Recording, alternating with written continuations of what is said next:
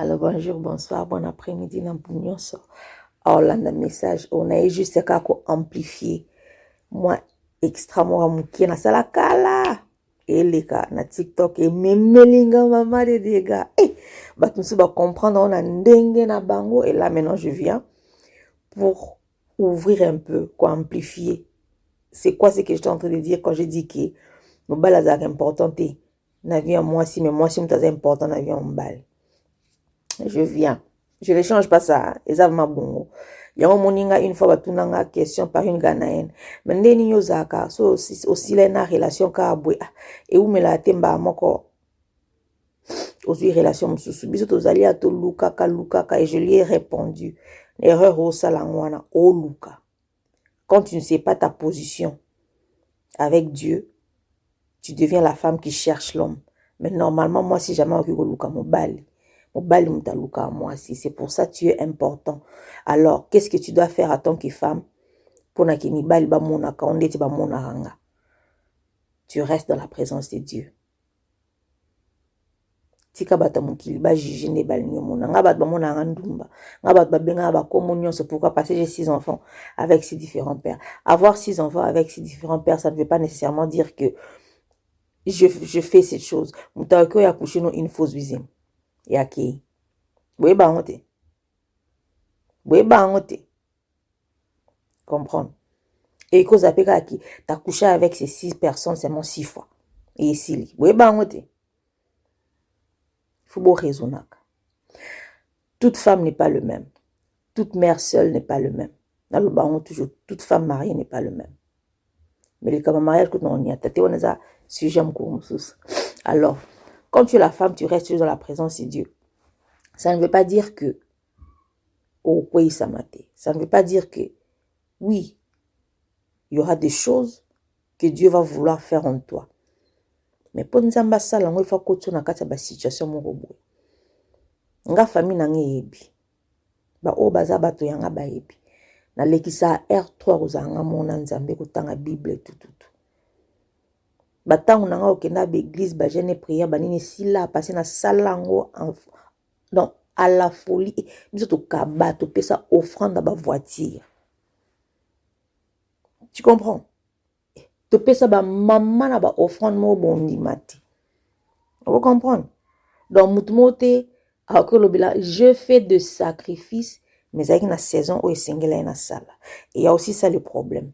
Il faut savoir le saison de faire des choses. Même la Bible nous dit, dans la carte Ecclésiaste, que chaque chose a son temps. On est à qui temps oyo, nzamba lingaki na zanakati église. Nzamba lingaki na pesa ba sacrifice, ou pesa ba voiture, ba thousand ba offrande. Dieu avait voulu que je fasse ça. Parce que Dieu est en train de voir mon obéissance. Test dans ma casse, qui teste ya obéissance. C'est bouébade. Mais quand mon colonzo to liona oyeb sabine. Les qui test d'obéissance. Nzamba biso kota boué, mais yotala. Mais selon oyo ba religieux ba yebsanga nzamba bi kota boué. Au koti. Boué et salema boué salema yo vandaka wana. Un oyebiso bima obimi. Et c'est comme ça que je marche avec Dieu. Et là, au moins, il faut comprendre. Dans la Bible, il dit, celui qui couche avec une prostituée devient un avec elle. Mais dans le même Bible, Dieu a demandé au prophète Osée d'aller faire quoi? Marier une prostituée. Et je dis toujours aux gens, la différence est, il faut comprendre l'eau qu'on a eu, c'est bien. Bozonga pena nzambe, bosa ndeti nina sala, bosaka onzamba oyebiso. Parce que quand Dieu te dit d'aller épouser une prostituée, ici le pourquoi.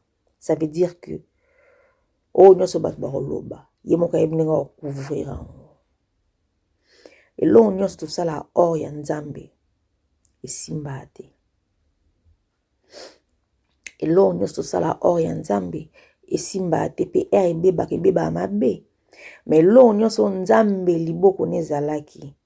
O remarqué, ba relation ata soki nzambe asilisi ko pesa leçon na mutu kuna mususu to leçon fallait za pa na yo. et si là amiablement munamuta okenda ko donc ezala vraiment biloko pourquoi parce que nzambe asimbi mitema na biso ye moko ayebi ndenge akotisa maboko na ye atie kote kuna motema kuna akotia kote po ayebi ke ye muta créaki scénario oyo ye muta créaki likambo oyo po ifale ba leçon moko boye bato mibale bayekola ou quoi ale ye moko ya kokomisa ko prêt alongola bino calme pasi eza penza te eloko bo retenir ngai na yebisa bato natalaka bana nga c'est Dieu qui me l'avait donné et je dis à Dieu là na longola bana na motema na tchabona mboka nzambe oyo lingo sala na bango sala si tu veux leur détruire détruis et talingati mais toi là Dieu tu restes dans mon cœur na botama na bana ngate na kufa pe na bana ngate mais comme c'est toi qui me l'as donné et nazongi sel banka yo na mboko na sala oyo lingi na bango yango monaka atelo mwa mabe e komela bana nga donc ekomate parce que na comprendre biloko déjà dès le début à christianisme nanga vous comprenez tout ce que Dieu me montrait je faisais nga kanga bana na motema te nga atala nga avec le Dieu qui est en moi parce que muta pesa nga bana nezayi le jour où je veux commencer à m'inquiéter de mes enfants c'est le jour où le diable peut envoyer de mauvais sorts à mes enfants et il y aura le mal.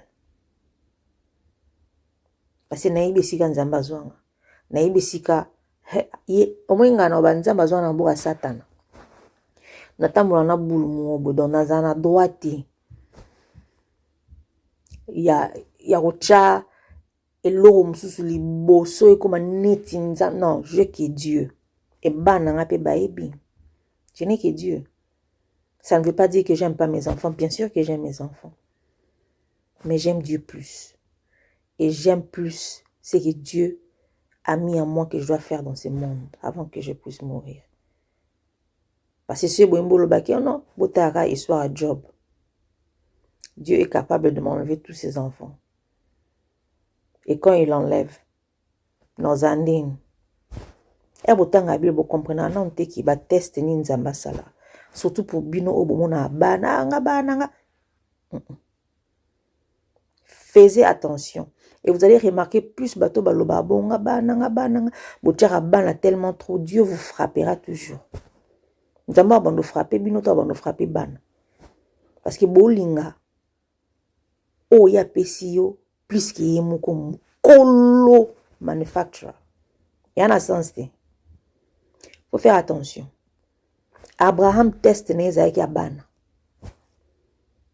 Ya mwana. Aluki mwana nzama pesi mwana nzama par bisco bon kenozik c'est la mwana pesi langa et sacrifice.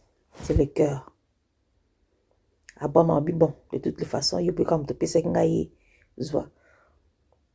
Ah non bete la bino masolo ya sacrifice. Na longola bana na motema na pchana na mboka nzambe.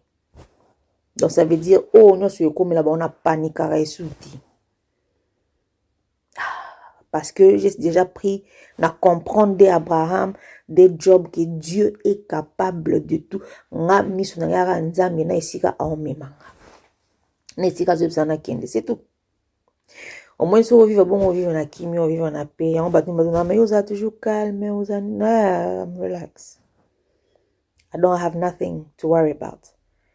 Parce que muta worry akana makamunyo suzan nzambe pon nzambe mo mutase makamunyo alors moi si ezala toujours na présence en Nzambe. Mobali baluka été. Mobali mutaluka moi si. Quand tu es dans la présence de Dieu partout où tu pars, je te jure. Présence en Nzambe gangaka. Ngaloba je suis pas belle hein. En tout cas, nga naïba déjà dès l'enfance nazana hitoroté. Puis je suis noire. Batumwindu batbalinga ba je suis pas belle. OK, mais en même moment je suis pas moche. Mais j'attire. Wana ezelo naïba dès l'enfance. Nazana eloko o e atiraka. Nozongela bino na part 2.